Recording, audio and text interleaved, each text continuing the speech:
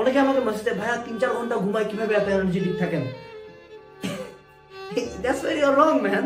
কেউ এনার্জেটিক না, আমি এনার্জেটিক ছিলাম না। 3-4 ঘন্টা ঘুমানোর পর আমারও মাথা ব্যথা করতো, আমারও চোখের তলায় কালি পড়তো।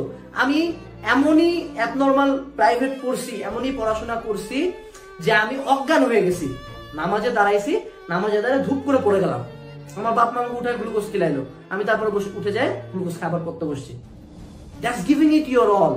অ্যাডমিশন টাইমে আমার সিভিয়ার ডায়রিয়া, 7-9 বার গেছে, আমি পুরো এমন হেলপালাই গেছে, তার মধ্যে আমি পড়ছি, উল্টা বেডের মধ্যে শুয়ে পড়ছি। আমি কিন্তু কোনো কিছু বাদ দিইনি।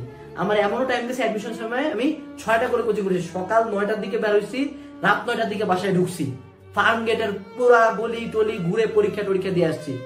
এন্ড তারপরেও কিন্তু আমি কোনো কমপ্লেন করি আমি রাতের বেলা পড়ছি।